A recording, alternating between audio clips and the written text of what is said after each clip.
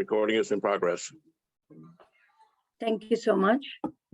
And good evening, Assalamu alaikum, good afternoon to everyone. This is Mariam Khan, Executive Director, Community Development Foundation, and also co-founder of Global Women's Development Network. Also heading this campaign as President of 16 Days of Activism for Development. So we are on our 13 days of this journey, and we are going to have powerful speakers today, along with discussion on our three major components. The first component is promoting smart solutions for agriculture. We are also promoting food and nutrition, and we are focusing on future food safety and security. The objective of this campaign is removing malnutrition from 0 to 15 years of age young kids across the globe. So we are having various countries and members, respectful leaders, professionals, scientists, researchers, which participated in this campaign from last 13 days. So we are very close to our closing. We are having the closing ceremony on 10th of December on the same time. So all of you are invited to join this ceremony also with the same passion which you are showing regularly on this platform for this campaign. Today we have our chairperson, Dr. Tamara Umar, with us, and we are going to open our officially open our session with her opening remarks, and rest of the proceeding of today's sessions we will take after these remarks. So Dr. Tamara, you are most welcome, and thank you so much for spare time for today's opening remarks. Thank you so much. Yes, Mariam, good evening, everyone. Good morning also, everyone. So, yes, I'm very glad to be here today for our day 13. Kindly mute everyone except Dr. Tamara. Yes, I made you host by mistake, okay, so you can mute everyone, and please make me host again. Thank you. Okay, sir. Yes, ma'am, please continue. Yes, so again, I'm really glad today. It's the day number 13 of our campaign, which is the 16 Days of Activism for Development. And as of today, I want to welcome everyone with us participating either in day number 13 or since the day number 1 of this activism campaign. And I would like in particular to thank our team members, of course, everyone. And I just want to mention some of the names that they were with us every single day in this campaign, starting from you, Mariam Khan, and Princess Sipi, and Prince Andrew William, and also Jean Kerr, and many other, and Dr. Iftikhar. Everybody who contributed to this campaign, we very, very appreciating all the efforts and the time was dedicated, and all the contributions that have been made in this campaign from the start until today. And the rest of the team, of course, we're appreciating everybody's work. And also we appreciate all our participants and speakers, from keynote speakers to regular speakers, and to our audience and everyone who was in this campaign with us. And as of today, the day number 13 of this campaign, you, Mariam, just talked about the main goals of the campaign again and again, which is, I believe everybody from our audience now recognize our goals, which is, the food security and the zero hunger and malnutrition for the, ages between 0 to 15, and the other goals for the, smart solutions and smart agriculture, and as well as the elimination of the violence or the woman violence. So today we're going to be talking in particular in other subject with our keynote speakers. And we are very glad to have our two speakers, the powerful nominations to address the session 13 and 13.1, which is gonna be the session 13 for Suzanne Yego from Kenya. And she's gonna be addressing the topic establishing forest and fruit trees, nurseries, smart greenhouse, and urban farming for food security. And also we're gonna have Janice De Silva from Cabo Verde, and she gonna address the topic of rural women's sustainable empowerment in developing countries. And both of these ladies are seniors development professionals and visible roles in Ministry of Agriculture in Kenya. We're very glad to have them today with us. And I believe they're gonna have a very, very valuable contribution and topics to be discussed and to be added to our campaign. And of course, we are very, very proud of everybody who was with us, and all the nominees and all the speakers. And also as of our campaign, one of the goals that to give the opportunity for everybody, all the groups in society to be able to contribute and to implement the equality cause that all organizations and us in particular working on it with the United Nations, which is the equality to be an equal opportunity and equal chance for everybody to participate in our campaign. And in this regard, we're very, very proud of all the persons with disabilities who will be with us, let's say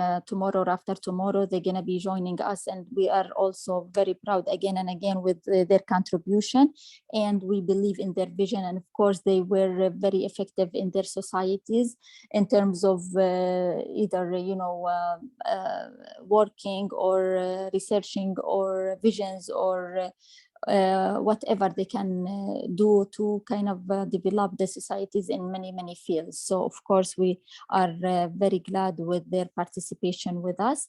And I just want to mention today a very, very important point, which is I'm very, very glad with the team about the outcomes so far for this campaign. And due to my very, very super busy schedule, I was not able like some days I was not there, but it doesn't mean that I'm not watching and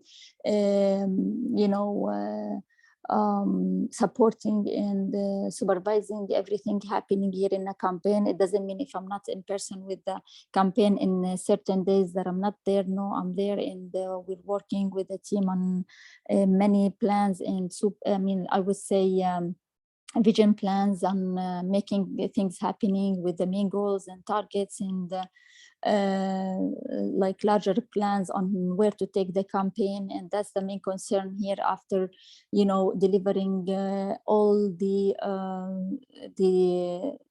speeches, the researches, contributions from academics, expertise, or even whoever specialized in all these topics. We're gonna take it all and discuss it, study it, and have the final remarks and outcomes and conclusions of this campaign, where we want to make it as much as realistic and closer to our reality, to have a real vision on how to implement it as a real projects in our work. And we're gonna of course take all these outcomes and conclusions, transfer it to real projects, and discuss it with the international societies and the decision makers, or it could be with the stakeholders or whoever gonna be concerned about it, to start collaborating and working on real projects. We wanna really establish a project with huge studies on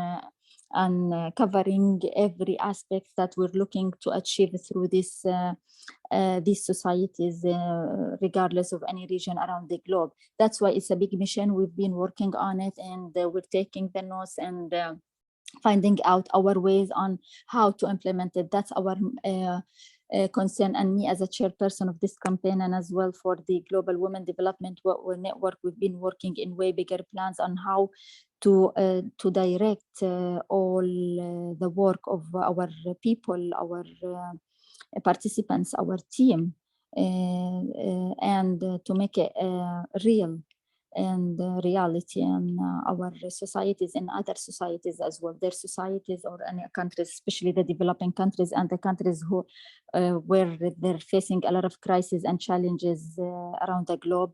And of course, everybody knows what's happening around the globe and how we are facing many challenges. Our world is really facing many crises, and we want to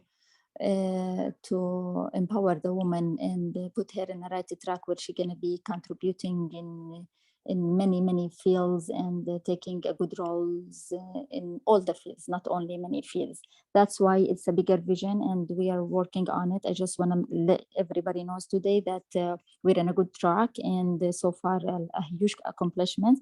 And yes, I was kind of busy this week with other conferences, and it's very critical, but at the end we can direct all the efforts from all the parties into one direction where we can have a real achievements in societies around the globe. So again and again, I'm proud of all of you for all the work, and I'm positive that we're gonna have a huge outcomes as of this campaign. Our work, our time, all the time and the work has been dedicated in this campaign gonna be translated into real projects into our world, and that's the I would say the gift or the reward for everybody who's been working with us in for this cause or in this campaign. And in day 16, which is the last day of this campaign, we're gonna have the closing remarks and talking about the conclusions and the outcomes and how we can proceed in the near future. And after the campaign, everybody will stay, of course, with us and participating, making all of you participating in the projects that we're gonna have, of course, definitely. And we're gonna have as much as programs and also events. So it's a lot coming up in a very near future. And we are also in a process of, as a Global Women Development Network, to finalize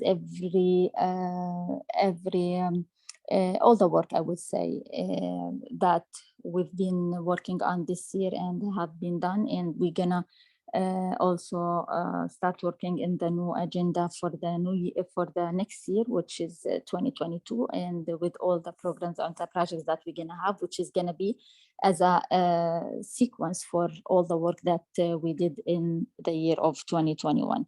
So at this point here, I wanna thank everybody for being with us all this year, and I want you all to know that we accomplished a lot, and we're still in the process of having more accomplishments and a lot yet to be done. And they're gonna be a huge success and many fruitful outcomes and projects are waiting for us. The world are waiting for us. We still have a lot to add for our world.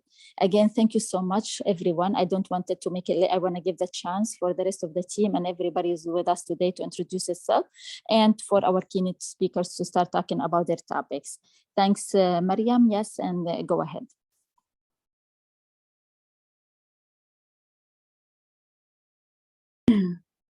Thank you so much, Ma'am Tamara, the chairperson of 16 Days of Activism campaign and chairperson of Global Women's Development Network. So we are starting our 13th day of 16 Days of Activism for Development campaign. So we have a quick round of introduction, and I have one request because we have short of time. So I have one request that the members which are coming from last 3-4 days might be skip your introduction, but the new members.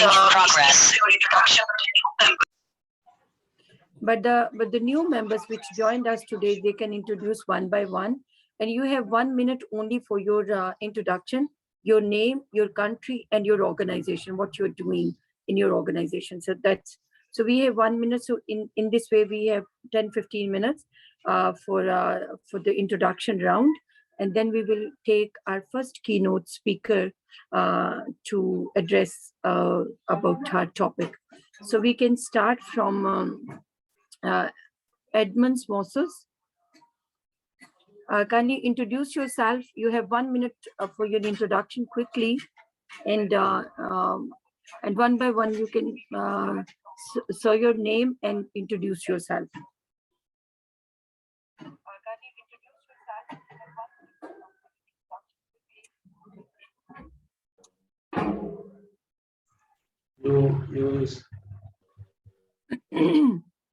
You said Moses? Yes. Oh, I'm Moses Kiru Ekasiba. This will be my second time, not really the first one. Okay. From Mombasa, Kenya. I'm Managing Director of Mojoka Logistics Community. I'm also Bishop for the Anabaptist Churches of Africa here in Mombasa. And I'm also a human rights crusader here in the city of Mombasa and Kenya. Thank you so much. I'm also a member of the UnityNet Kenya. Okay, thank you so much, sir. So we have Caroline with us. Caroline, kindly unmute yourself.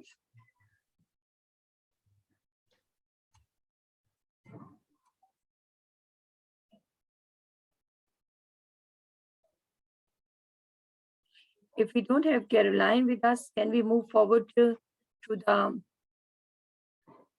favored Makami? Sir Andrew, kindly, can you please help me to read these names, please? Well, the great news is Princess Sepia is here, and she's our expert. So because these names are difficult for me to, pronounce. Okay. All right. Thank you I'll so help much, you. ma'am. I'll help you. We'll go right through the list. I can see Daniel Motwani. Daniel, please, sir, will you introduce yourself, the country, the organization, and your position? Good evening, colleagues. My name is Daniel Motwani from Africa Rising Trading, which is a Pan-African business development consulting company based in South Africa. And we mainly work in the agriculture and agro-processing space, the creative industry as well, creative arts industry. We mainly work with women, youth, and people living with disability within those areas of work. And I'm also the chairman of the board for the Cosmetics Export Council of South Africa. Thank you. Bye. Great. Thank you so much. Thank you so much. We will go Favored Mukami. Favored Mukami.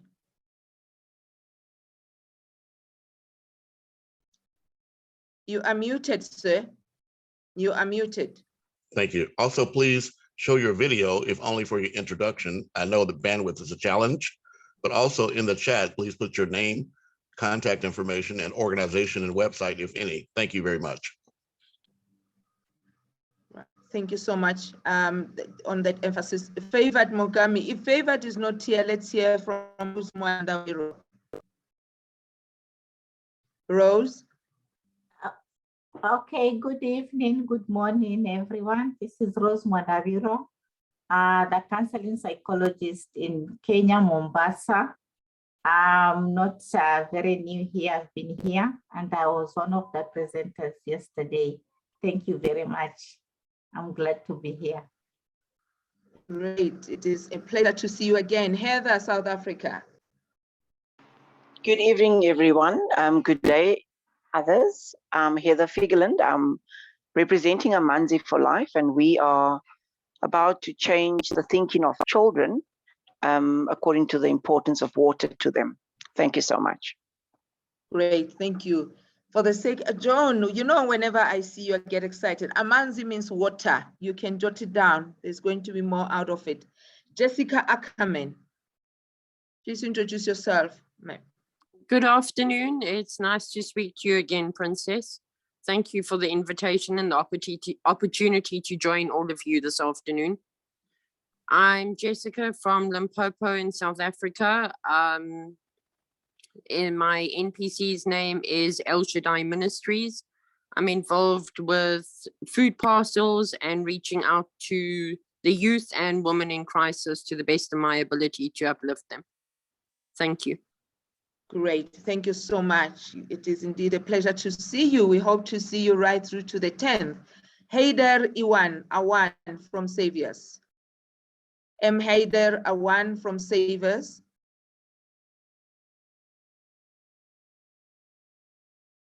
Haider, if Haider is not there, Nilu Werasinge. Niru Werasinge. Oh, yes, she's from Sri Lanka and she's having video challenges, but she's here and one of our ambassadors from Sri Lanka. Okay, Ruth Boyson, let's hear from you, ma'am. Good afternoon, ma'am, and good afternoon, everybody. Thank you for the invitation. It's for me interesting, and I just wanted to sit very quietly in my corner and just listen to all the interesting work that you are doing. I'm from Cape Town in South Africa. I'm a training provider, and we are called Cape Town Work-Based Learning Academy because we especially look at unemployed young people so that we can teach them a skill and also see to that they are employed and be able to look after themselves and also develop them in their career. Thank you. Great, thank you so much. Thank you. Suraya Bano. Suraya Bano. Yes, hello, good evening. This is Professor Dr. Suraya Bano from Bilainagar, Chhattisgarh, India. I am working as an assistant professor in computer science since 29 years and also working as a social activist and associated with more than 58 countries. Thank you. Great, thank you so much. Professor, please, my humble apologies, Prof. Let's hear from Susan. It just says Susan.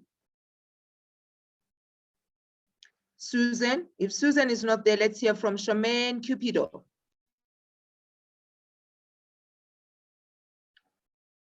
Sasa, yes, let me mute. Hello, I'm Susan Yego from Kenya, and I work with the Ministry of Agriculture. I am an agricultural engineer. I have worked with the Ministry of Agriculture for the last 32 years. And right now I'm in so much trainings. I'm training the youth, I'm training the women, and also 4K club members in urban technology, in applying urban technology devices, and also in tree nursery establishment. I'm also training youth groups and women groups on smart greenhouse farming.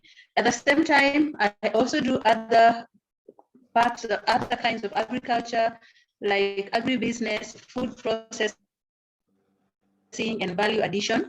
And on top of that, I also do consultation and monitoring and supervision on all projects that I have proposed or have I have already started in the field for the youths and women and children. And I'm also the project director for UnityNet Africa Kenya, Kenyan chapter, and also the trainer for 4K clubs. 4K clubs in Kenya was revived a few years ago by the president of Kenya, and it is catching up slowly. It used to be there many years ago, but now we are starting to revive the program in primary schools and probably the high schools. I am a guest speaker today, and I'm waiting for my time. Thank you so much. Thank you so much. That is Susan. Let us hear from Charmaine. Charmaine Cupido. Charmaine Cupido. If Charmaine is not here, let us hear from Zotwa. Latola.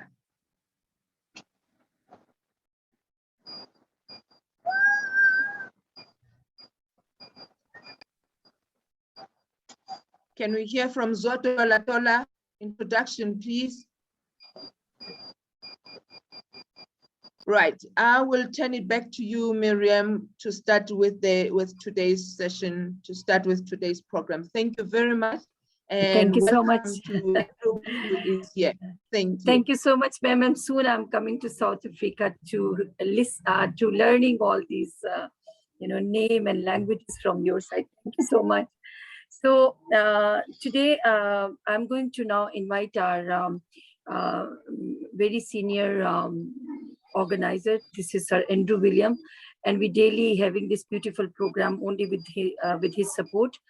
Sir, I'm going to invite you to revise yesterday's proceeding front of today's audience, and then we'll move forward to our next session. So this is over to you, Sir Andrew. Well, thank you so very much. I'm very honored and pleased to be here. I did not get a chance to do my introduction, but I am Andrew Williams Jr., and I'm the CEO of the AHIABGA Network, also of the Andrews Network, which is powering this. That doesn't mean that we're putting juice to it, but we're promoting it throughout all of our networks in order to show our solidarity, our commitment to you. Galaxy, I'm going to mute you.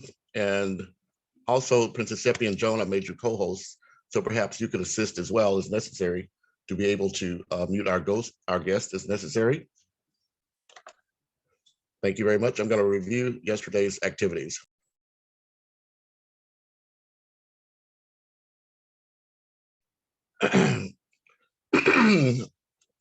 So on 16 days of activism for development, we had Dr. Tamara Omar, myself, Andrew Williams Jr., Princess Seppi.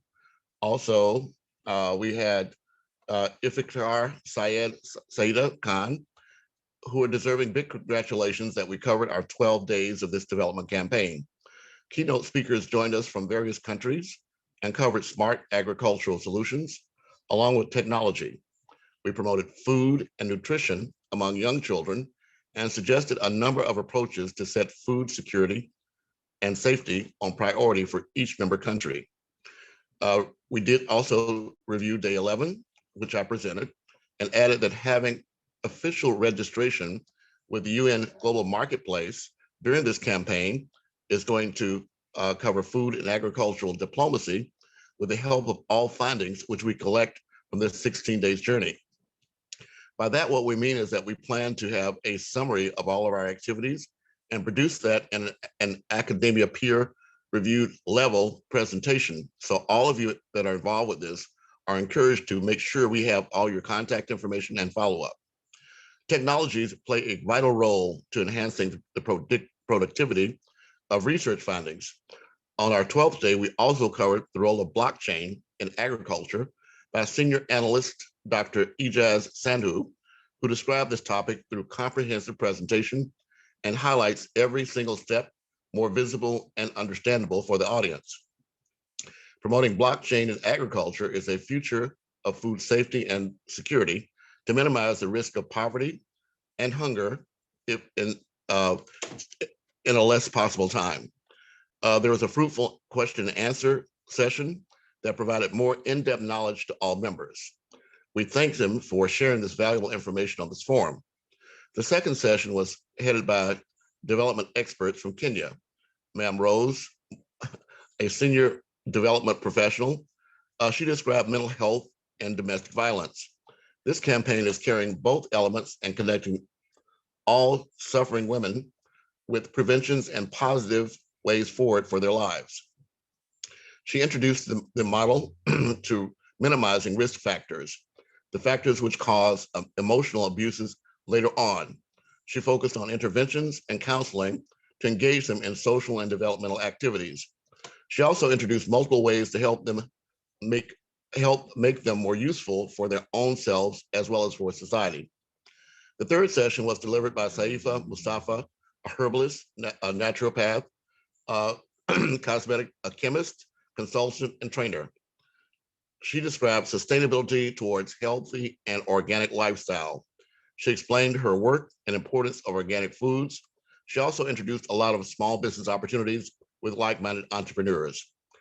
On this wonderful informative day was closed by the Goodwill Ambassador, official moderator, and my beloved daughter of this campaign, Seppi Motlong, with a lot of sustainable takeaways for all available members and those which are watching us across the globe. Thank you very much. Thank you so much, sir, for this powerful review of yesterday. And now is the time to invite our today's keynote speaker. This is Ma'am Susan.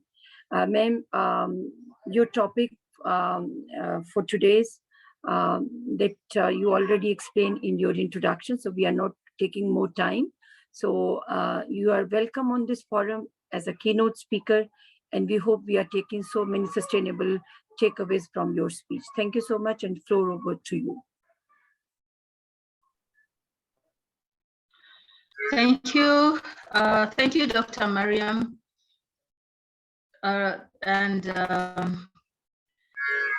Yeah, thank you everyone for this opportunity that I have to share with you what I have prepared as my presentation. Okay, I'm going to start my presentation with just a few words to explain what I'm supposed to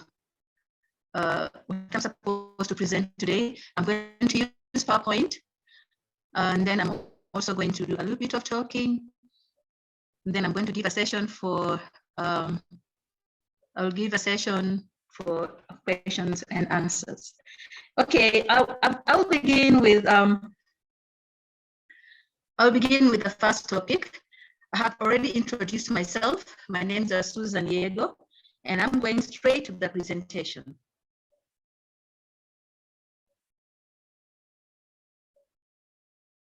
Kenya, I'm going to begin with establishing forest, tree, and fruit tree nurseries. And you may Nakuru, share your screen if you may share also yes. If you choose. You may share your screen if you choose. You do have that power. Yes. My screen? Yeah, you have the power to share your screen if you want to. Yeah, I thought I'm sharing my screen right now. No, it's not. Oh, it's not showing. Okay. Perhaps I go to share my screen. I'll go to this one here. Okay, I'll go to this one here and then share my screen. This is always giving me, oh my goodness, this is not coming out. Okay. Mm-hmm. It should be a green button at the bottom of your screen, perhaps. It says share. It's here. It's a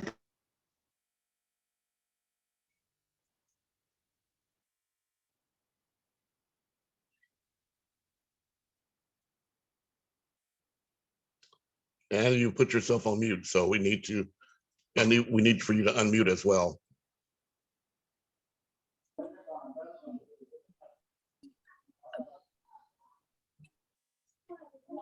Then you also call someone if someone is near to you for connecting again.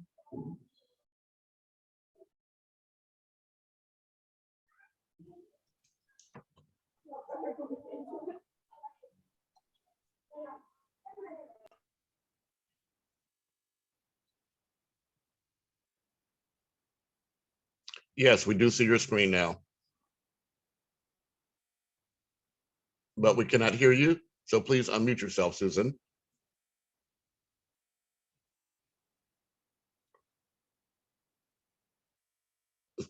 Susan, we see your screen, but you're muted. Please unmute yourself.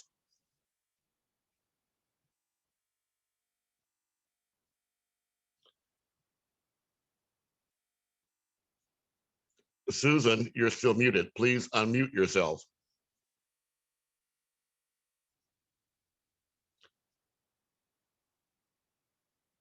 Miriam or Princess Seppi, if you have her number, perhaps you need to call her because Yes. I cannot hear her. We Yes, will sir. send the message. Ma'am, kindly unmute yourself. We can see your screen, but we can't hear you. Yes. Okay, can you Now hear you me now? Yes. Yes. Yes, Thank now we you. can. Thank you. Okay. Okay. Now I can also see the screen then. Okay then.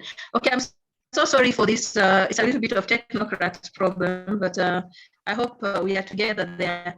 Okay, I'm now starting my introduction. Nakuru, trees are well known for their contributions towards enhancing environmental conservation, but the job creation and income generating aspects of tree planting, particularly in the urban areas, are often overlooked.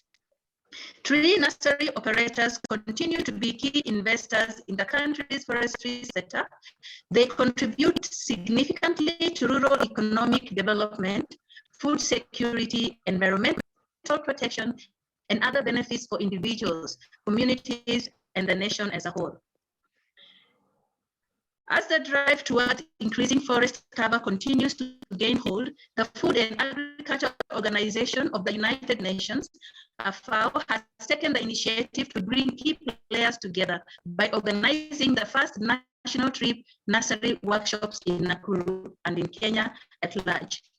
Key stakeholders with the forestry sector shared information on the state of tree nurseries in Kenya, as well as issues related to quality control, particularly of seeds, market linkages, and advocacy for an enabling environment for tree nursery operators. The main aim was to establish national and county platforms for tree nursery operators. Key players that made the convening possible are the farm forestry, smallholders, producers of Kenya, and also the youth, the young youth, the 4K Club. Now we are introducing them in the tree nursery establishment, women groups, and the Ministry of Agriculture. Increasing forests, these ones play part in increasing forest cover.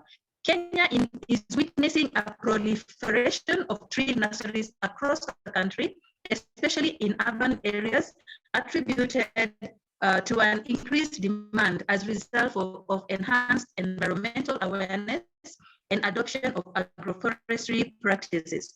The emerging enterprise is providing an income and employment opportunities to thousands of Kenyans and has an immense potential that can be tapped into through better management awareness and coordination.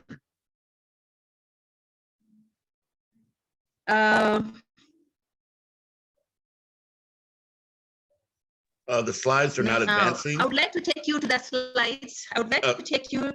slides. Sorry.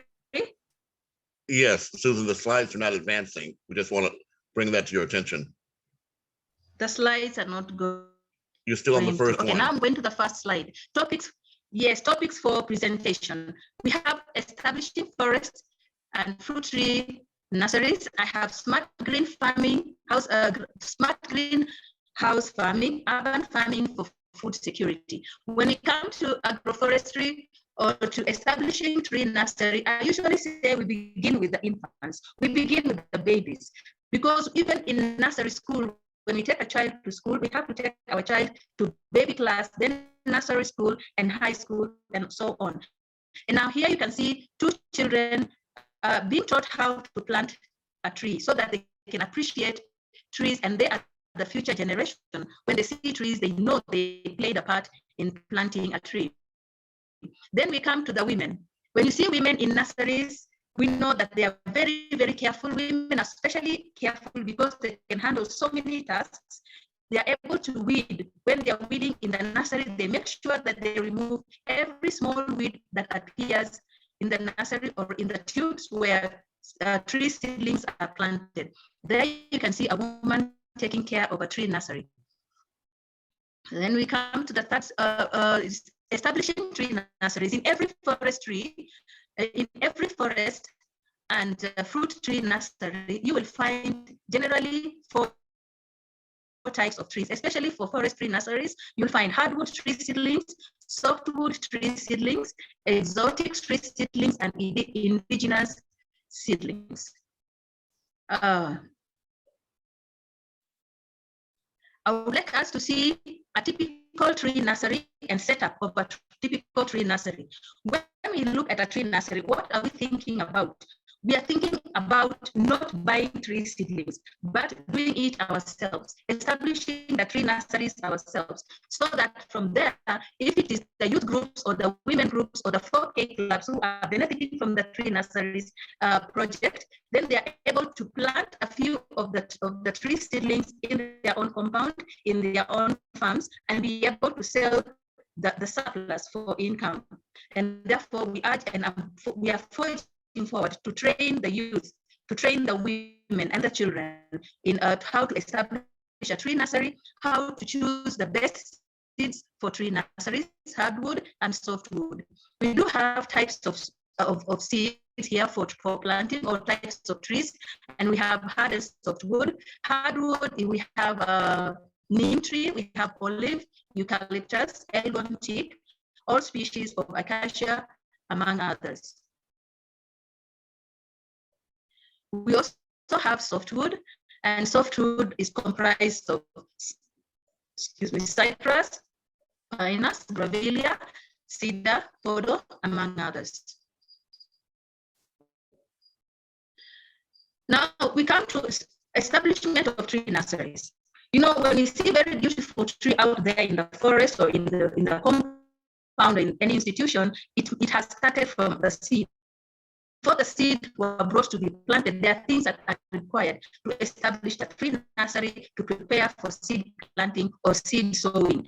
Therefore, we do have tools needed for establishing forest and fruit tree nurseries. Some of the tools there are wheelbarrow, spade, rake, hammer, nails, fencing materials, post, hoe, forked djembe, mattocks, axe, machetes, watering can, and hosepipe.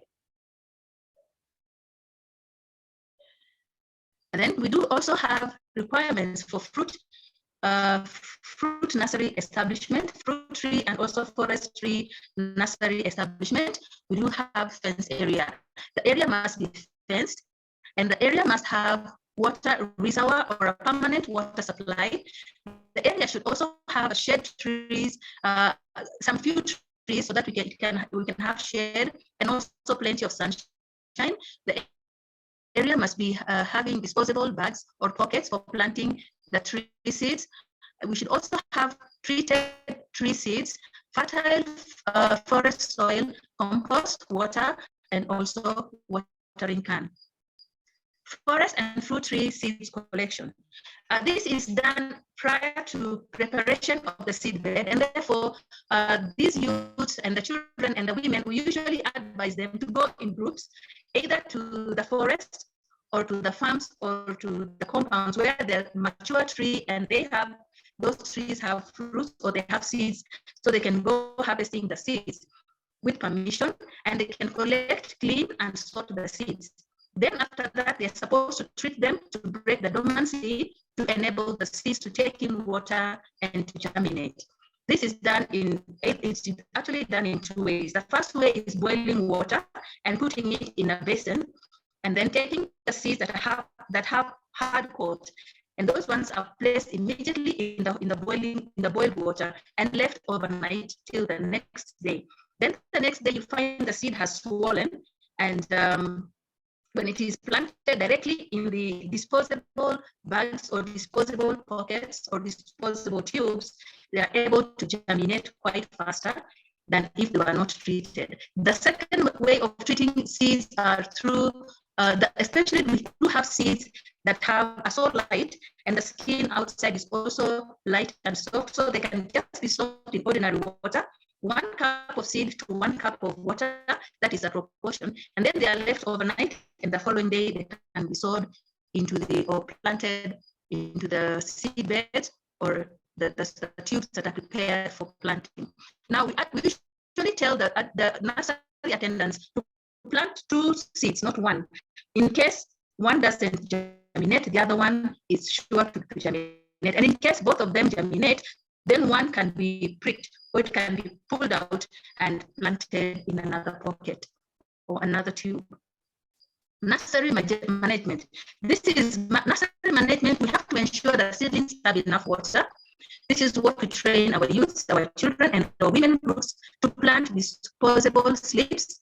And they're supposed to be planted in disposable slips. We have come out of polythene papers because of they cannot be destroyed very well. So we are now in disposable bags. Treating on pests and diseases, and also weeding, and prepare wood boxes for transporting tree seedlings to distant places. When the tree seedlings are ready, we prepare them and place them in boxes because they can reach their destination without any harm. Now we go to, I think I will ask, okay, this is the last section, number 13 is the last section for establishing tree nurseries. I have talked in detail and I want to keep my time because I still have a lot to go through. Now, who are to run or establish tree nurseries? Not only in Kenya, in other parts of the world. We have rural and urban youth, we have women groups, we have 4K club members, and we also have individual farmers. This becomes a project, which will generate income from the sale of the tree seedlings. They can also sell the prepared seeds as an income too. Now, up to there, on tree establishment of tree and fruit nursery, I did touch about the fruit tree nursery. It is all the same. When you're planting fruits, the practice is all the same. It's only that the difference with fruits, it is that we get the seeds. Sometimes we do get the seeds from the marketplace, or we buy them from people who collect seeds. That is the only difference. But treating them and planting tree seeds and forest tree seeds is almost the same. Now, up to there, if anyone has a question, you can ask. Or you can put your question in the chat box, and the host will be able to call the names of those ones who have already put their questions in the chat box. I go to presentation number 2, smart greenhouse. This one is a bit brief. What is smart greenhouse? Smart greenhouse is growing crops in a controlled environment. This excludes the crops from harsh climate conditions, such as wind, direct sunlight, pests, and diseases. It is easy to control pests and diseases in an enclosed area. The crop is safe from predators, examples, straying animals, birds, and thieves. So when we have our crops grown in smart greenhouse, we actually stay smart because we take care of them so well, so intensively, and at times even we don't use much water. That is one of the benefits. We don't use much water in growing crops in the greenhouses. The crops that are grown in the greenhouses are mainly vegetables, and these kind of vegetables could be tomatoes, capsicums, red, yellow, green. We can grow herbs, we can grow spinach, we can grow even onions, but we cannot grow cash crop like maize and beans in greenhouse. So you normally concentrate on vegetables. We have different types of smart greenhouse. Different types of smart greenhouse. And this one is, we have greenhouse made of local available material. I do a lot of supervision on this work, and also farmers that need that kind of services, we are always ready to help them out. And then we also have another type of greenhouse. It is commercially fabricated greenhouses. We also have drip lines. We have raised water tanks, knapsack sprayers, farm tools, pruning scissors, etc. All these ones, we have them ready in the greenhouse, in the smart greenhouse. Benefits of smart greenhouse. Greenhouses, the benefits that we can get for constructing or using smart greenhouses, they're actually most of the time they are used in the urban area because of limitation of land. They are used in the urban areas as well in the rural areas. Greenhouses utilizes little water for crop development. They also use either little or no chemicals at all to control pests and diseases. Cost of labor to manage the crop is minimal, and weeds are easily controlled. Those are the benefits of smart greenhouse.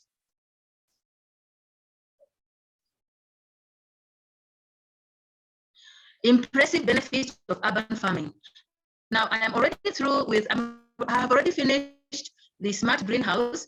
I could only add one more point, that products or produce from the greenhouse are mainly sold in supermarkets, groceries, and also vegetable markets, because they look so good and they look clean and also well fed, so they look nice for sale. And the prices of products from greenhouse fetch much more than prices of products or produce from the main field or from open field. If you have any question on urban farming or not urban farming, if you have any questions on smart greenhouse farming, you can put that also in the chat box, and the host will be able to call out names, and we'll have a session about 5 or 10 minutes for questions and answers. Now we come to the last session, and this is called urban farming for food security.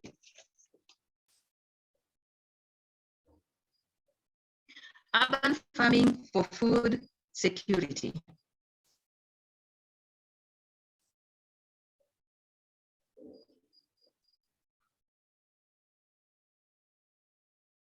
Kenya is rapidly urbanizing in the growing cities and towns.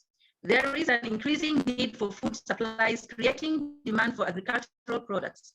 High unemployment rates, urban poverty, and food and nutrition insecurity force some urban dwellers to partly adopt livelihood strategies based on urban agriculture. Presently in Kenya, urban and peri-urban agriculture plays an important role in urban food system because it enhances livelihood strategies for urban households, not least the poor. Using a sample of 2009 households, this study characterized urban farming and urban-based rural farming in medium-sized towns of Nakuru, Kisumu, Thika, and the outskirts. In Kenya, it further assessed food security levels of urban households engaged in farming and households that do not farm. Results demonstrate that more than half of the households produced part of their food either in urban or rural areas. About 37% and 25% of the respondents produced food in rural and urban areas respectively. Generally, more of the households engaged in both urban farming and urban-based rural agriculture are more food secure compared with non-farming households. Urban farming has a potential of improving household food security and provision of fungible income, hence the practice should be included in the urban food policies. Places like Kilifi County is also one area where we do have urban farming, especially in the urban areas. Now, what is urban farming for food security? Kenya is indeed Africa. Kenya and indeed Africa is not exception to this phenomenon because of rapid increase in population. Land has become small, and food security means people at all times have access to all types of food physically and economically, which is safe and sufficient and meets the people's dietary needs. Madam Susan, sorry to interrupt you. There we go, because your slides were not moving. And impressive. What I would like to say is perhaps try and be on audio only, because the connection is so not good. So we will try and see if without the video, we can hear you clearer. So we are being helped by the visuals at least, but so try and do just the audio and let us see. You can carry on, ma'am. Okay. All right, so that one, we go to stop video. Impressive benefits of urban farming. Can you hear me? Can you hear me? Clearly. Yes, okay. Clearly. Impressive benefits of urban farming. Proximity. These are some of the benefits of urban farming. There could be more than this. Proximity. Urban farms are grown in city center and other densely populated areas, so they are closer to their consumers than field farms. They are accessible, they are adaptable, low risk, builds community, they improve mood and livelihood, property value, local demand. These are some of the benefits. It became handy, this kind of farming, the urban farming became so handy during COVID-19 period when people were in lockdown. People practicing urban farming had a constant, safe and food supply for their families.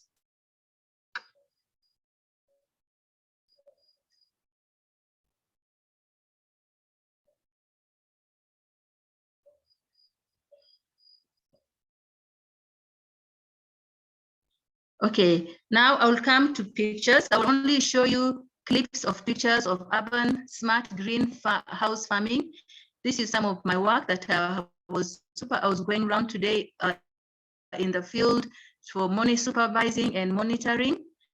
And I was doing a bit of this so that I took a bit of pictures to just show you what kind of work I do in the field. This is what we do. And I'm soon retiring from this work and I'm looking forward to continue with consultancy. This is a tree nursery, a typical tree nursery. The pictures might not be so clear, but this is one of the nearest tree nursery to where I live. And also I do recommend, I recommend farmers, I recommend youths and individuals to come and fetch their seedlings from this tree nursery. And in the UnityNet Kenya, we are into the project of growing trees. We would like to plant trees in January, as from 21st of January 2022. We would like to grow trees for symbolic, that is for peace and reconciliation. So we are starting this project soon in the year 2022, by January 21st. We have already met several times and we are having another meeting soon to strategize how we are going to get the tree seedlings. For the UnityNet Kenya, we don't have our own tree nurseries, but we have held meetings and we have decided to, first of all, just buy seedlings. Then from there, we shall start establishing our own to plant and also for income generation. So this is urban farming technology. We have multi-story gardens. We have vertical gardens. We have mandalia gardens. These are mandalia gardens. These ones are hanging gardens. You can see some hanging vegetable gardens. We also use worn out tires, vehicle tires. We cut them into two. We fill them with soil and we plant vegetables in the tires. These are urban farming devices. So because of limitation of land, this kind of growing vegetables and even fruits, we can grow strawberries on these multi-story gardens. We can also grow creeping fruits like passion fruits on multi-story gardens. Now, if you have any questions as from establishment of tree nurseries, smart greenhouse farming, and also urban farming, you can ask. You can ask the question, maybe the host can take up from there.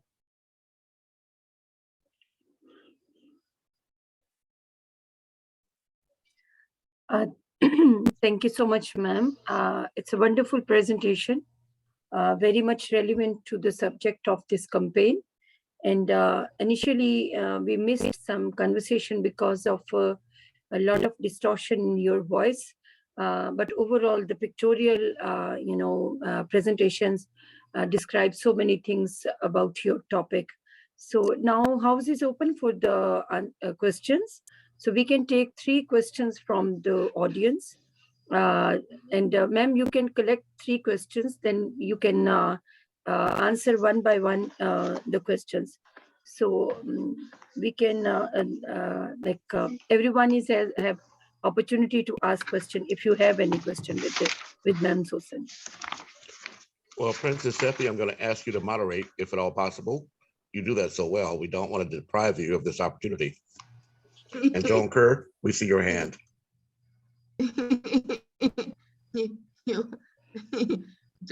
We're thankful that this is the virtual. If it was physical, you want people to throw pens at me.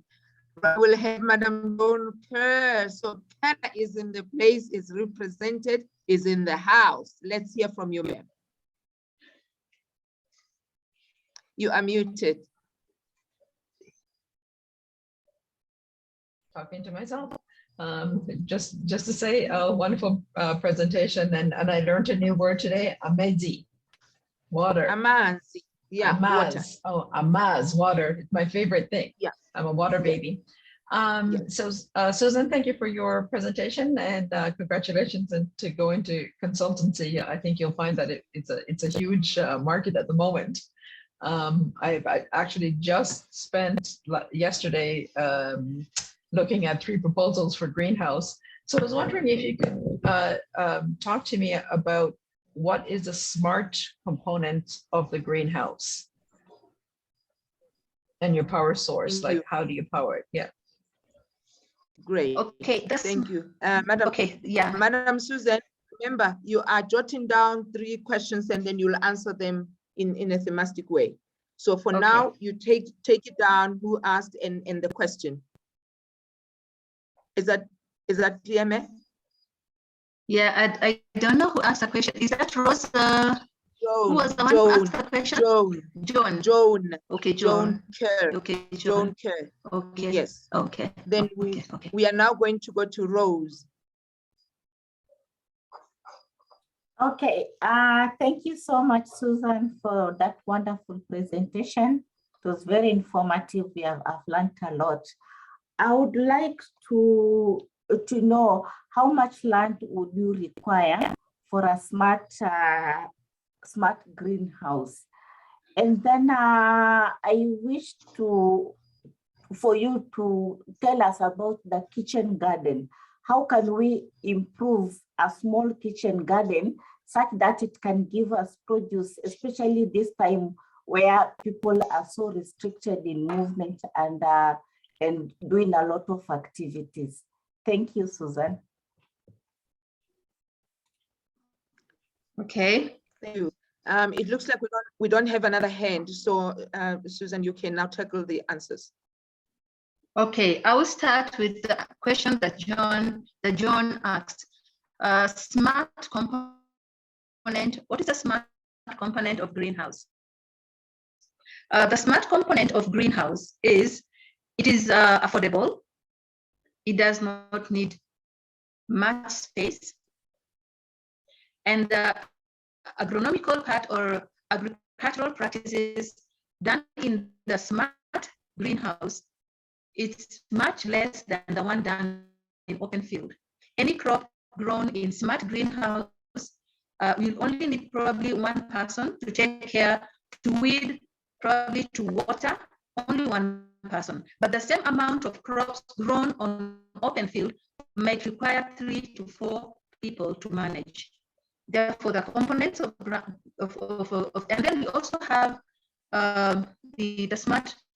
Have I answered your question, John? No, that's more the functional side of it. I was wondering about the technical side of it. Technical side of it? Okay. Okay, for the smart component, for the smart greenhouse, the component is that we can have technical parties like the construction. The construction, we can have 2-3 types of greenhouses. Those ones that are made of local materials, and the local materials are twigs, trees. There's twigs that are bendable, trees and posts can be used to construct the local material, the smart greenhouse. This is what we use most of the time for schools, primary schools. And then we have those ones that are fabricated or commercial. So we have 40 Pro and we have those ones for Amiran. Those ones that the framework is made out of metal, and also the outer material is more expensive, than the local made material or the local smart greenhouse. And also inside we do have drips. We cannot operate a greenhouse without drip lines. We must have drips, plenty of water, and a raised tank to let the water flow by gravity from the tank to the drip lines. I hope I've answered your questions. Have I answered your questions, John? Well, move on to the next question and we can have a discussion about it. How's that? Okay, you can take my email address in case you would like to have a discussion, further discussion. You can take my email address. It is susanwausiyego@gmail.com, or you can also take my telephone number 0721-283-548. So we can have further discussions. Can I answer Rose's question? Thank you. Can I now answer Rose's questions? Rose, you have two questions. The first one, what is the size of land that one requires to operate or to construct a smart greenhouse? There are about 3 sizes of greenhouse. You don't require a big space. The smallest you can construct is 28 by 8 meters. 28 by 8 meters. You can also construct one by 38 by 8, and you can have another larger one, 48 by 8. So it doesn't need a big space, it's just a small space. You can even have a greenhouse, a smart greenhouse in your own house compound, wherever you stay, wherever you are, you can construct a smart greenhouse. And in case you need any technical advice, consultation, I'm always ready, I can do that for you. And about the kitchen garden, all of us mothers and women and all families require a kitchen garden, you know, because in kitchen gardens you can grow your vegetables organically.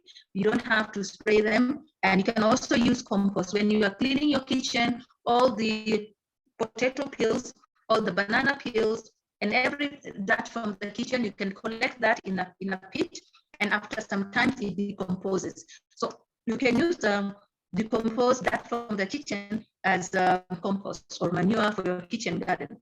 And also when you go to the main market to buy vegetables, banana or cabbages, carrots, tomatoes, you don't know when they were sprayed with chemicals.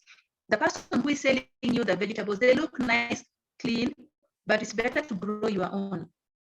Even if it's growing them on hanging buckets, you can grow, actually can have a green kitchen garden, even using buckets. You can use plastic containers, fill them with sand, soil, and compost. And then you can be able to pierce holes on the sides and grow vegetables on top and other sides. You can use sacks. You can also use vertical gardens. You can use mandalia gardens. Mandalia gardens are made out of mineral water. You know, we all drink mineral water. So 20 liters bottles, don't throw them away. When you use your 20 liters bottles, 10 liters bottles, you can cut them and you can grow your kitchen garden. If you live in a flat, you can also grow your gardens on the roof. You can grow on the balcony. So instead of just planting flowers, where you can only look at them, you can incorporate flowers and have a bit of your portion in the balcony or on the rooftop. You can have your kitchen garden. Make sure you water them and also you apply manure appropriately. Well, thank you so much, Rose. I don't see any more hands, so I will turn it back to Miriam to continue with the session. Thank you. Thank you so much.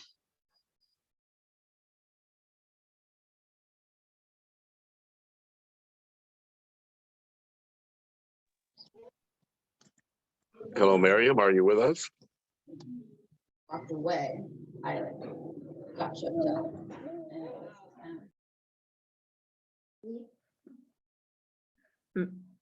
Have we lost Miriam? Perhaps, but luckily I do have the agenda. Okay, thank you so much. So you can continue. Yes, just for information, I'm going to share my screen briefly here, just a moment.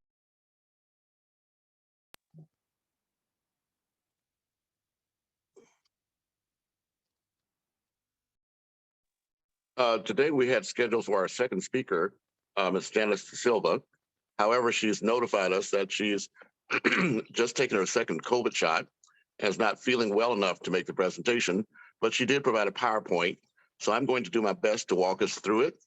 Just as a backgrounder, Janice De Silva is the co-chairperson of this group called AHIABGA, Ad Hoc International Advisory Board of Goodwill Ambassadors, of which Princess Seppi, Dr. Tamara, and of course, Miriam herself is a member. This was started back in the September 21st of 2019 on International Day of Peace. So it's very appropriate that now we're having this discussion as we approach this International Human Rights Day. In particular, today's topic will be rural women, sustainable empowerment in developing countries. Janice also did provide a brief video that's going to walk through the recent presentation that was done on International Disabilities Day and give you a little background about her activities.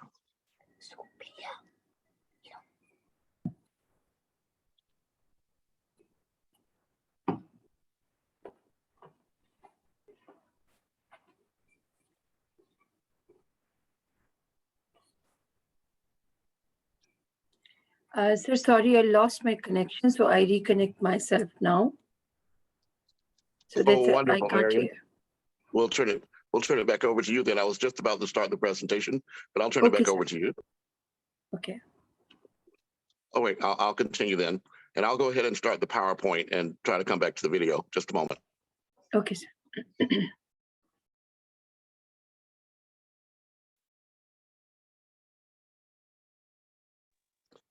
This program is called One Dress, One Smile. And the recent event they had in Cabo Verde, which, as you may or may not know, is just off the east coast of Africa.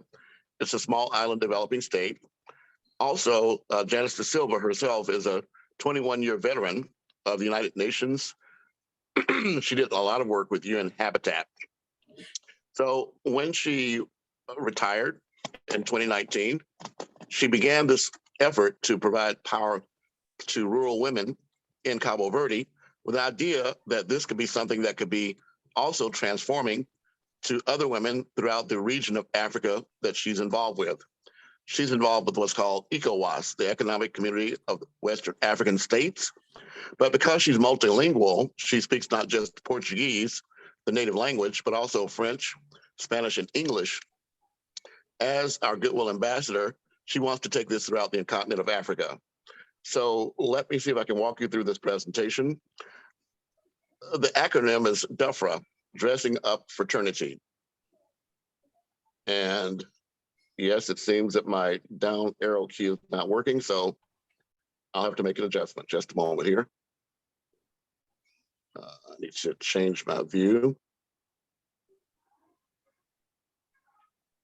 Okay, view. Oh, let's see here. I apologize. I've got a lot of things going on here. View. Yeah, so One Dress, One Smile is a global campaign feeding support to poor and homeless people around the world. By one, the sale of One Dress, One Smile drawings in exchange for food collection. And it looks as though on my screen, it's not proceeding. So let me stop share and I'll start again. Thank you for your patience. Oh, I do have the video here. Let's see if I can get this for you.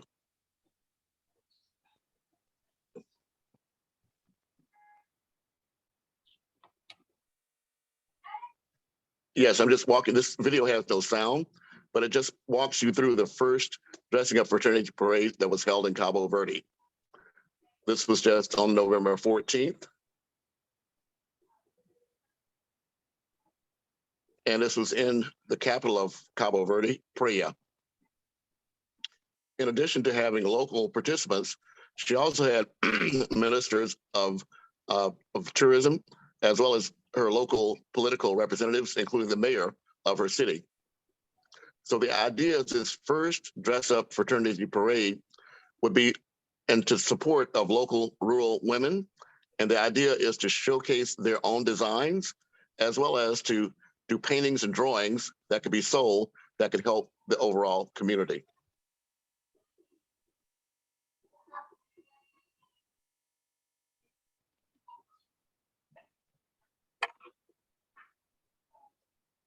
Okay.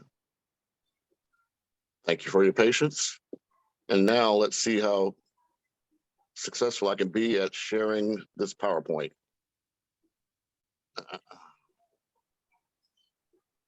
I'm not going to be successful at all, so I'm going to see if I can reopen it. Thank you for your patience. Yes, here we go.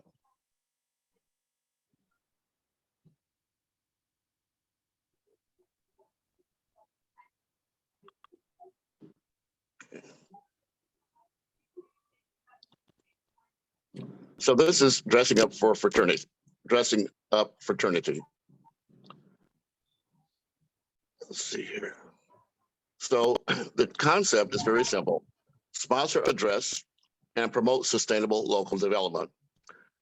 Menina Retro is a clothing, poems, and coaching brand founded by Janice Da Silva, humanitarian, diplomatist, goodwill ambassador, social worker, spiritual and emotional coach, who was awarded with the International Peace Leader Certificate from the Institute of International Peace Leaders. Janice Da Silva has more than 20 years of professional experience in development and international management, mainly within the United Nations system. One Dress, One Smile. One Dress, One Smile is Menina Retro's humanitarian global program founded during COVID-19 lockdown with the objective to contribute to reduce poverty through design, confection, and commercialization of haute couture colorful garments, in which 60% of the sale of each piece reverts to capacity development and technical assistance and humanitarian projects of community entrepreneurship. The vision is to build a new way of being at the haute couture fashion by promoting peace, sustainable environment, and cultural exchange of local community and overcoming size barriers.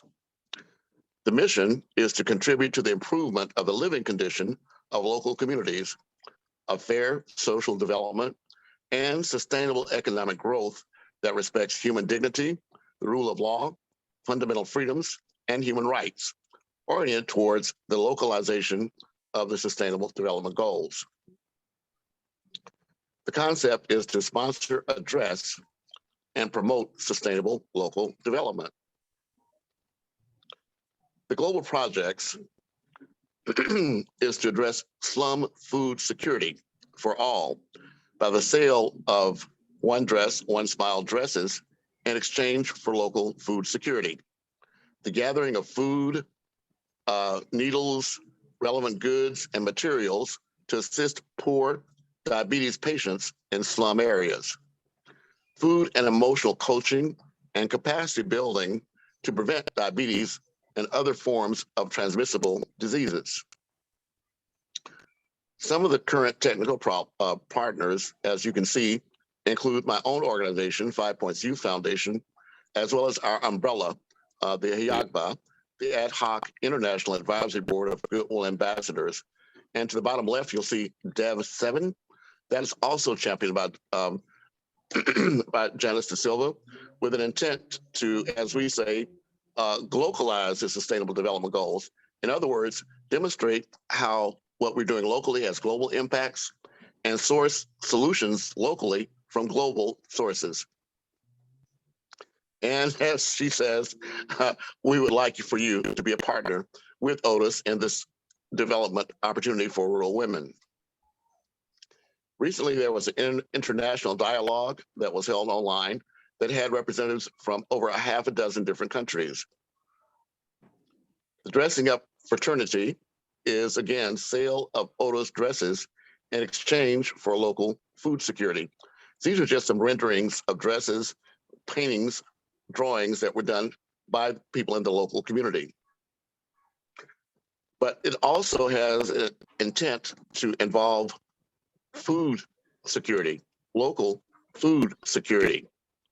Partners are identified to buy Otis dresses at a fair market price of a minimum of 50 euros and beyond. A half of the amount is payable to the dressmakers and the rest with food kits. Otis distributes food kits to local communities, associations on a monthly basis under an established criteria. Otis organizes social and public events to sensitize partners within diaspora communities to buy food for their in-need families at the country of origin. Otis supervises the distribution and prepares a report to partners. Otis also diffuses the reports and prepares a resource mobilization strategy. Gathering food, needles, relevant goods, and materials to assist poor diabetes patients in slum areas is what Janice Da Silva was involved with that led up to the presentation back on November 14th. So the video that you saw at the beginning was at the end of this effort to reach out to the local community. And these are some examples of the food that was collected and distributed. So this strategy is one that we hope we can engage you with.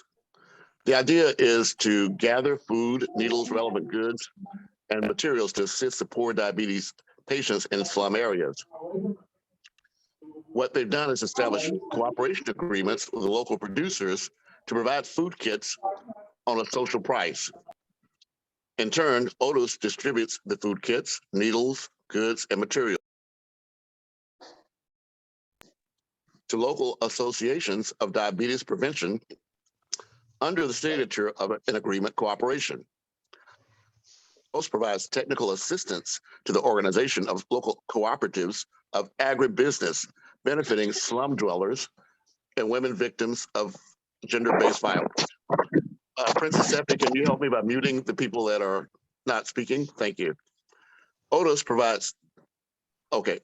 supervises the process and prepares a report for partners, and then diffuses the initiatives and prepares a resource mobilization strategy. Here, what we have is a description of a previous event that we actually were able to involve in international dialogue on public diplomacy, focusing on cooperation for health and well-being. And we did this with a focus on Sustainable Development Goal number 2, which is, achieving zero hunger. In that particular event, we had representatives, other AHIABGA representatives from Puerto Rico, the United States, Nigeria, Kenya, and Asia, as well as Sweden. So the idea is that we want to expand our opportunities to work with the 16 days of activism and this core team so that next year we can be a very vital part of the International and Indigenous Women's Development Conference to be held March of 2022. Just as an overview, the strategy is for food and emotional coaching and capacity building to prevent diabetes and other non-transmissible diseases. Otis provides coaching on health and well-being. Otis provides food and emotional coaching. Otis provides coaching on health and well-being. Otis provides food and emotional coaching. Otis provides diabetes and other non-transmissible disease prevention global talks. Otis provides primary health care, communication capacity development, and technical assistance to pilot community projects. Princess Seppi or Joan, could you mute the people not speaking? Thank you. Otis also supervises the process and prepares a report to partners. Otis provides fitness activities to diabetes patients in slum areas.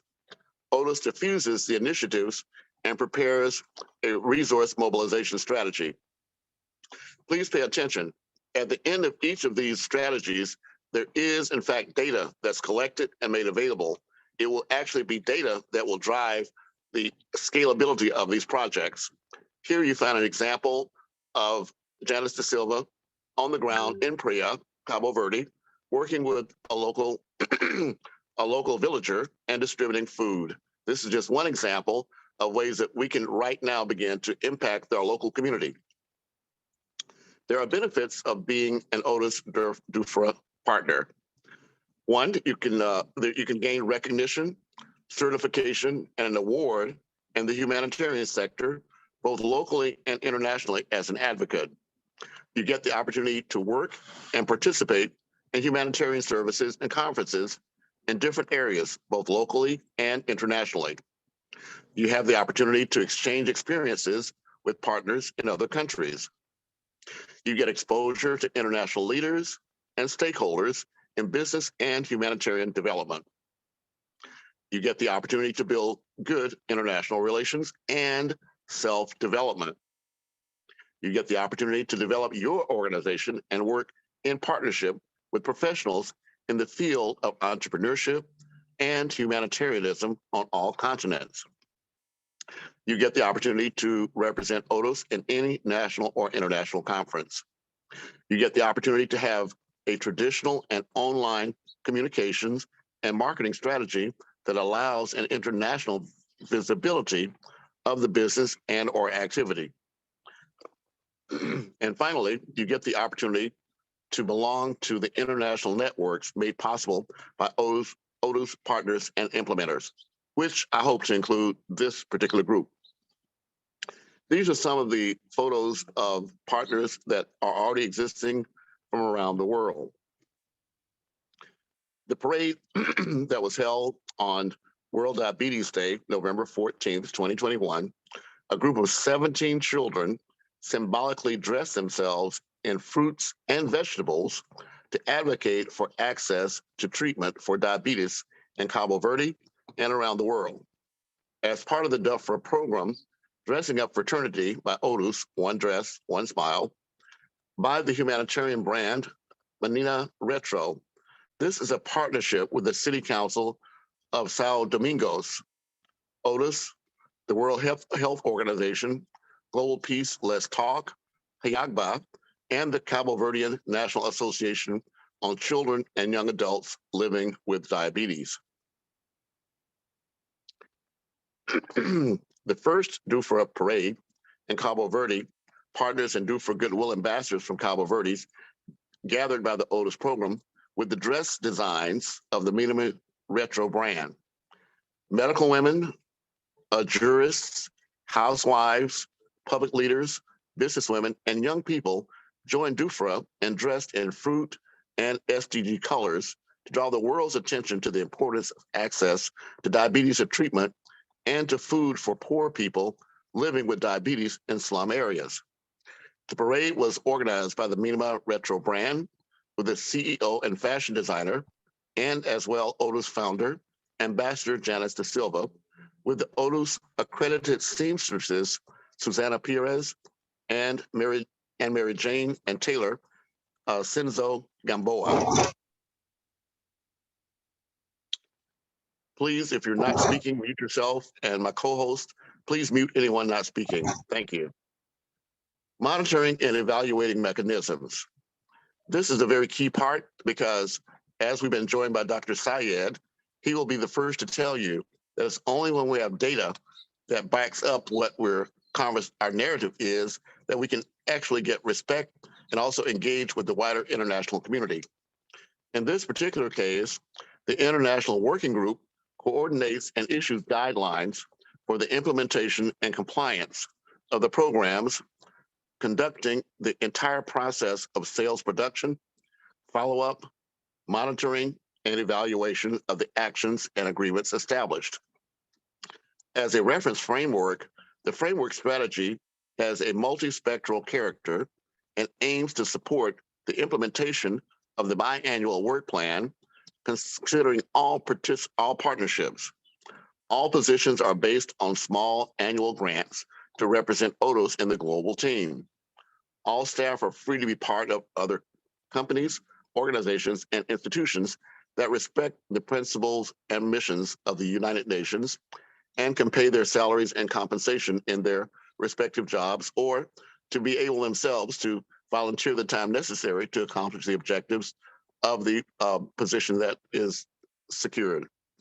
The evaluation of the achievement of the transformative activities of the proposed 2-year work plan should occur on a quarterly basis in order to find ways to correct any challenges and implement corrective measures throughout the implementation period of the action plan. The working group should meet monthly, inviting all country office staff to attend and participate in the technical discussions.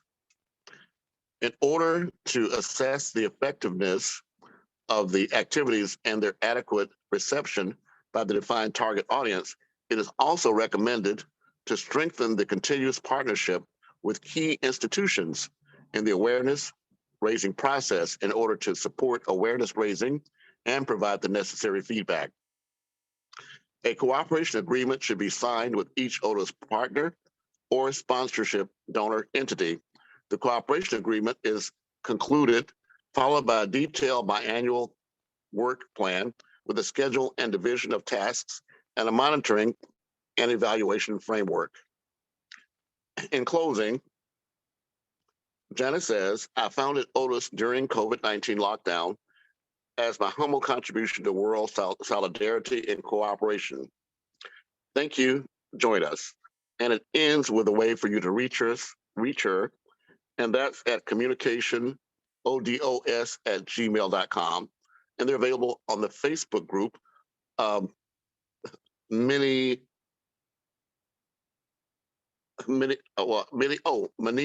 Retro, One Dress, One Smile. So with that, I'm going to end this presentation, and to the best of my ability, I will accept any questions and be able to answer them to the best of my ability. Thank you. Thank you so much, Janice, enough said. Thank you so much. So in her own language, you would like to say, muito obrigada. You can send her that message. You say, I said, muito obrigada. She will understand a wonderful work that she is doing. So we will be taking questions on the floor.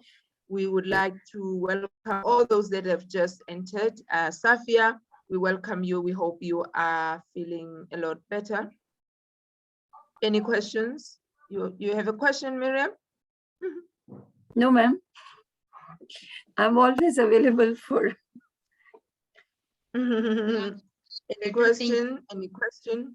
No, I think so. It's quite comprehensive and very much understandable presentation related to the product, which is using not only for the business purpose, but itself it's serving for the development purposes also.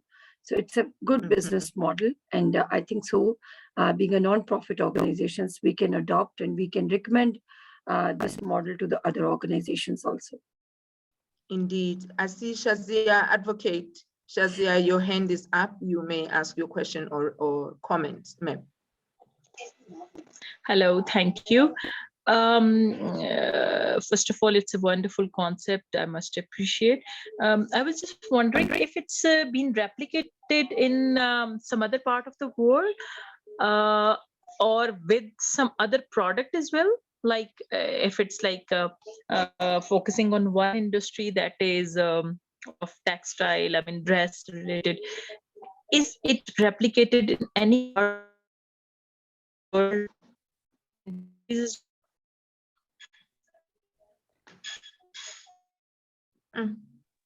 Right. I'll take any additional questions, or I can answer that, whichever you prefer. Oh, there's someone else that raised their hands.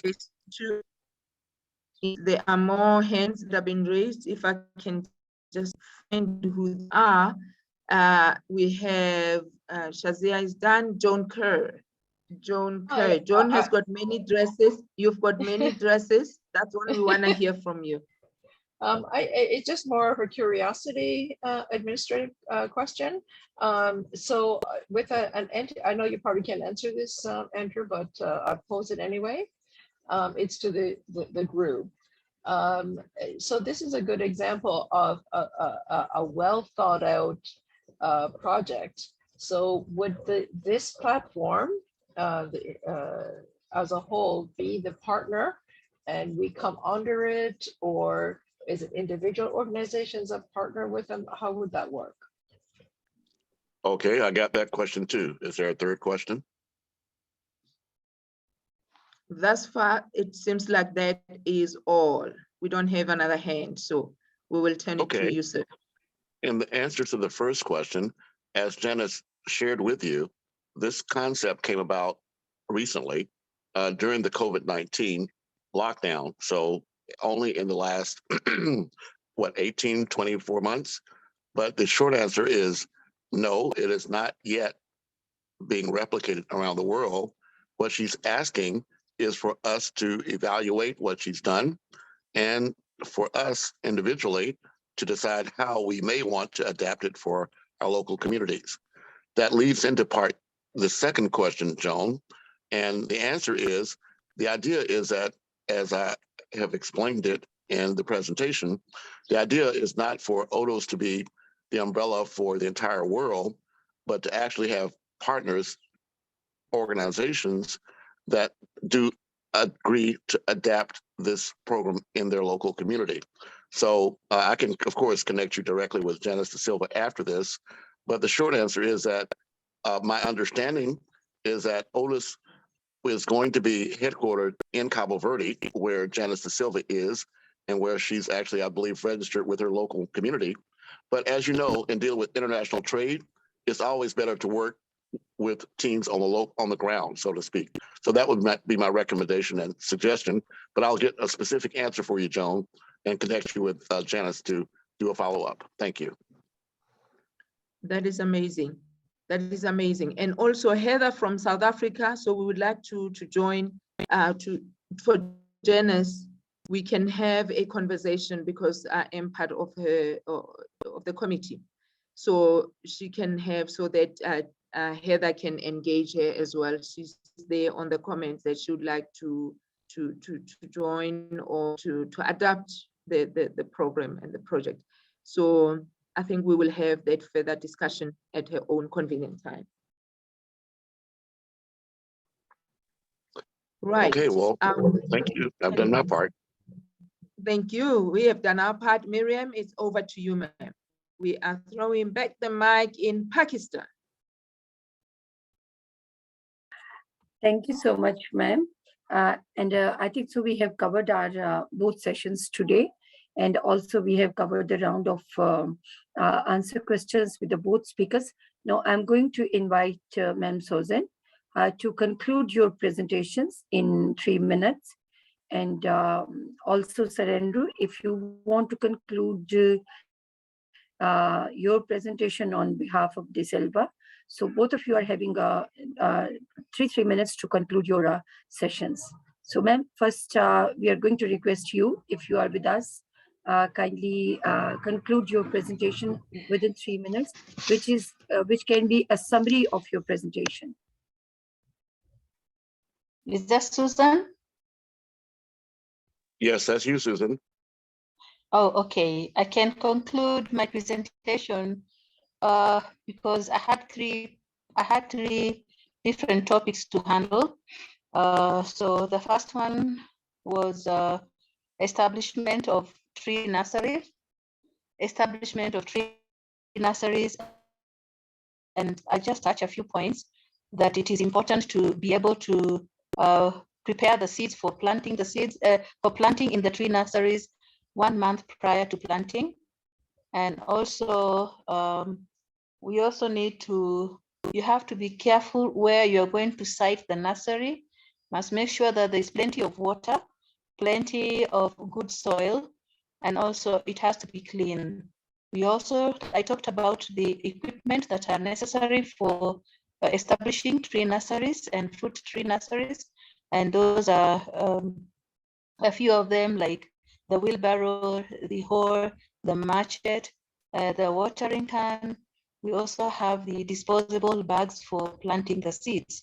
There's a way of treating the seeds before you plant them. You either put them in boiled water or also put them in cold water. But the ones with the light skin can be put in cold water. The ones with hard skin you can boil the water, then place them in boiled water overnight. The germination will be much faster and easier the following day. Then we came to who are the beneficiaries or who are supposed to run the tree nurseries. We said the youth groups, women groups, and the 4K club. And they can run it as a project and also income generating. It's actually income generating to both the 3 groups. I also talked about the farm, a smart greenhouse. The farm smart greenhouse, it's also used in urban farms or urban dwellers because it doesn't need a big space. You can opt to use a smaller one, you can opt to use a medium one or a large one. For specifications, I have my email address and my telephone number. We can have extra consultation online. But the small one is very good for a family, a medium-sized family. You can grow, or anyone can grow those vegetables like capsicums, tomatoes, vegetables like spinach. You can also opt to use local materials or commercial materials, that is having the frame made of metal. And also you must make sure that you have drip lines in the greenhouse. Management of a greenhouse is much easier than growing crops on open field. Also, pests and diseases are manageable in a greenhouse. A greenhouse usually has a door and a padlock, so it is safe. No thieves or stray animals can come and destroy the crops. We also have the last one on urban farming, and this is very good for urban dwellers and even rural dwellers. Then they can plant vegetables, they can plant fruits on plastic containers, plastic bags. They can plant plastic containers like buckets and water bottles, mineral water bottles. They can plant those ones, vegetables and fruits. They can plant around the compound, and also watering and management of mandalia gardens, multi-story gardens, vertical gardens. It is so easy. And also control of pests and diseases is so easy, and it doesn't use a lot of water. So if you have any questions, you can ask. That's a summary. Thank you so much for this summary. So this summary is, in fact, answers of all questions which previously we have taken from the audience. So, Sir Andrew, do you want to also present a summary of the presentation?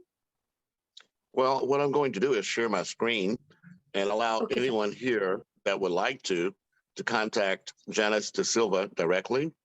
The email address is communicationodos@gmail.com. And that way you can get the source, get the information from the direct source. Also, there is a Facebook group, and that's MINIARETROONEDRESS One Smile. But for those that do review this later, of course, you can pause and enlarge it to find out the information. I will type it into the chat. But again, on behalf of Janice De Silva, I just want to thank this platform for providing the opportunity to share this vital idea and to let you know that her own background, as I mentioned to you, has been in the United Nations for over 20 years. So she does bring credibility to a project. And if we are able to engage this at a high level of commitment and also demonstration and documentation, then I believe this is a project that can spread to rural communities throughout the world. So on behalf of Janice De Silva, thank you for this opportunity. Okay, thank you so much.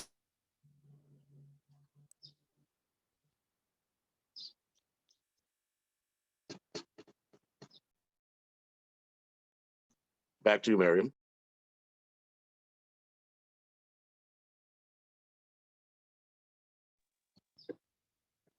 Although we may have lost Miriam. Let's see here. Yes, Princess Seppi, we've lost Miriam, so step in, please, to moderate until she gets back. Right. In the meantime, perhaps everyone could prepare themselves to put your contact information in the chat if you did not earlier do so we can follow up with you. And if you are able to unmute and make your video shown, since we do have some time left, anyone that has not introduced themselves will now have an opportunity to do that. Back to you, Princess Seppi. Thank you.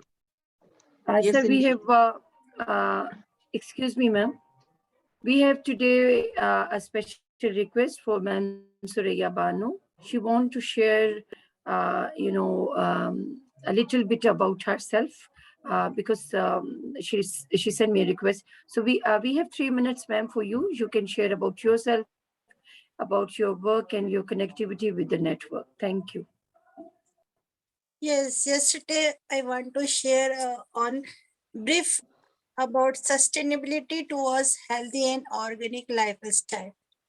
I will share only 2 or 3 minutes. In the words of immersion, the first wealth is health. And very well said, Albert Einstein. Look deep into nature and then you will understand everything better. Then how can we sustain a healthy lifestyle? By measure and watch our weight, limit unhealthy food and eat healthy meals, take multivitamin supplements, drink water and stay hydrated and limit sugared beverages, exercise regularly and be physically active, reduce sitting and screen time, get enough good sleep, go easy on alcohol and stay sober. In the words of Lady Bird Johnson, the environment is where we all meet, where we all have a mutual interest. It is the one thing all of us share. Then how we maintain our healthy lifestyle, body weight and overall. Measure and watch our weight, keeping track of our body weight on a daily or weekly basis will help us see what we are losing and what we are gaining. Number 1, limit unhealthy food and eat healthy meals. Do not forget to eat breakfast and choose a nutritious meal with more protein and fiber and less fat, sugar and calories. Take multivitamin supplements to make sure we have sufficient levels of nutrients. Taking a daily multivitamin supplement is a good idea, especially when do not have a variety of vegetables and fruit at a time. Many micronutrients are vital to our immune system, including vitamin A, B6, B12, C, D, E, and zinc, iron, copper, selenium, magnesium, etc. Drink water and stay hydrated and limit sugared beverages. Drink water regularly to stay healthy. Diet, eat plenty of fresh, non-processed food.